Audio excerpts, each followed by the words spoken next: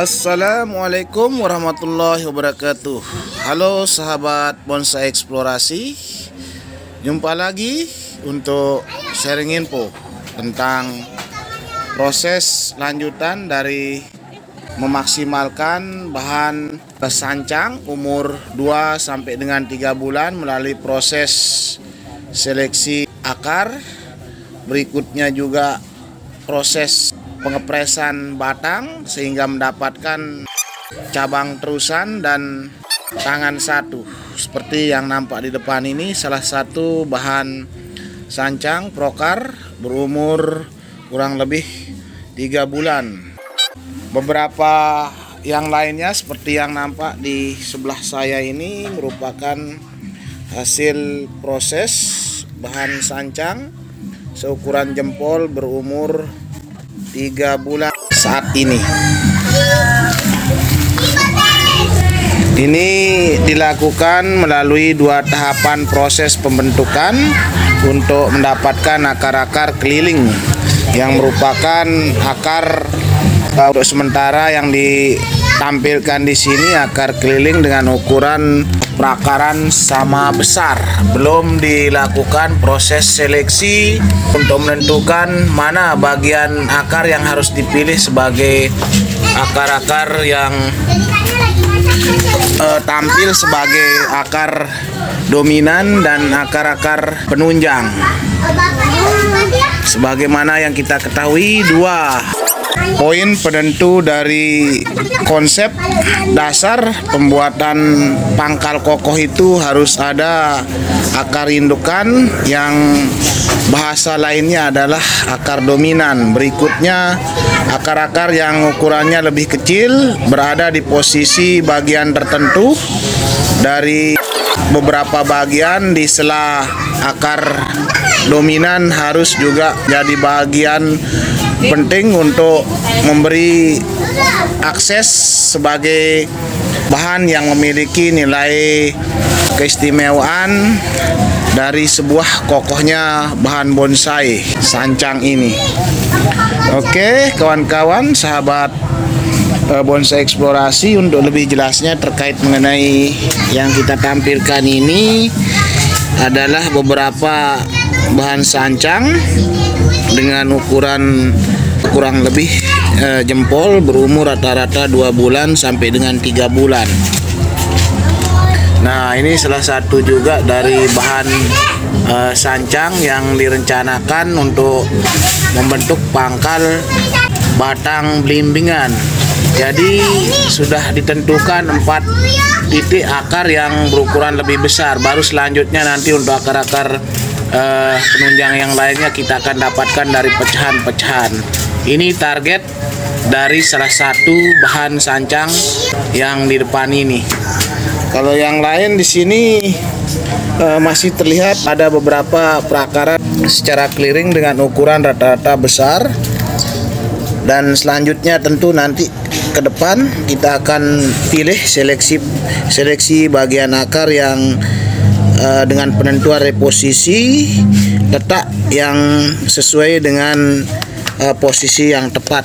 Misalnya di bawah cabang 1 harus ada akar dominan di posisi sini lebih besar ukurannya, dan selanjutnya di bagian cabang 2 yang akan menjadi terusan setelah kita potong nanti di sini harus ada akar besar juga di situ. Ya, itu yang nampak di sini atau yang sudah kita potong ini. Ini posisi akar yang saya pegang ini adalah akar yang akan kita buat menjadi akar dominan, akar yang lebih ukurannya besar tentunya nanti. Karena akar ini akan membangun kesan kokoh dan memberi akses kepemimpinan bagi beberapa bagian dari akar penunjang yang lainnya. Oke, untuk selanjutnya satu contoh seperti ini memang terlihat ukurannya kecil dan cocoknya adalah sebagai akar penunjang. Ini harus ukurannya lebih kecil daripada akar dominan. Biasa posisi akar dominan itu harus di bawah terusan ataupun di bawah cabang atau tangan 1 di posisi sini. Nah, itu untuk penentuan dari akar dominan dan akar penunjang. Untuk selanjutnya nanti untuk proses pemotongan lebih jelasnya terkait mengenai tahapan menentukan ukuran satu atau beberapa akar dominan dan penunjang harus berbeda ukuran potongan. Misalkan saja di posisi ini kita akan buat akar dominan, ukuran potongannya harus lebih panjang. Ukuran dari cabang dominan ini harus lebih panjang dibanding dengan akar penunjang yang di posisi ini atau ini. Nah, ini akar dominan harus panjang. Misalnya ini 3 cm, akar penunjangnya cukup 1,5 cm, terus lebih pendek. Sehingga konsep kesatuan ketika proses lanjutan untuk tahapan pembentukan cabang akar nanti ada ruang untuk akar penunjang pecah dua, ada ruang untuk melebarkan posisi letak dari perakaran cabang tersebut. Begitu juga akar dominan yang posisi potongannya lebih panjang, di sini ada ruang untuk mereposisi dua cabang pecahan. Nah, ini yang mungkin 2 poin penting untuk kita sedikit pertegas, karena sebenarnya untuk konsep bahan bonsai apapun dengan gaya formal ataupun informal harus konsep dasar pertimbangannya adalah mulai dari perakaran, penentuan akar dominan dan akar penunjang itu harus ada. Secara umum cukup minimal kita gunakan 4 titik akar dominan atau 6 juga itu lebih bagus. 1 biasa di bawah cabang 1, berikutnya di bawah terusan, yang berikutnya nanti kita akan dapatkan di sini cabang 2 kalau ini dipotong seperti yang nampak di sini. Oke, secara garis besar hal-hal yang terkait dengan konsep dasar untuk mempersiapkan bahan bonsai agar terlihat kokoh dan siap untuk menjadi bahan bonsai petarung atau bahan siap kontes harus mulai dari tahapan pertimbangan konsep-konsep akaran.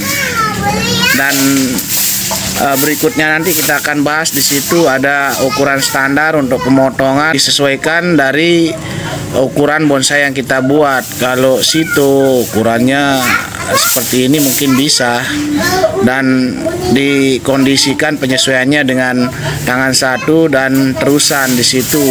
Jangan sampai posisi letak berikutnya untuk ruas penentuan cabang 1, cabang 2 lebih memanjang, itu harus ke atas memendek. Ini jadi patokan ini. Misalnya 2 cm atau 1,5 cm. Jadi setelah kita dapatkan cabang 1 di posisi 1,5 cm untuk sancang situ atau mame, di situ berikutnya untuk cabang 2 dari terusan yang di posisi sebelah kanan ini harus ukurannya lebih pendek dari ini, dari batang pangkal sampai ke posisi titik di tangan 1 ini harus lebih pendek. Misalnya 1,5 cm, berikutnya di sini bisa 1 cm ke atas, lebih memendek lagi di situ. Nah, ini rencana untuk situ. Begitu juga penyesuaian untuk ukuran bahan-bahan bonsai sancang, misalnya dengan ukuran small, medium sampai ke besar harus dikondisikan. Proses penyesuaian itu tetap ada. Ini dulu untuk sementara konsep dasar pembentukan nilai bonsai yang memiliki kesan kokoh sesuai dengan parameter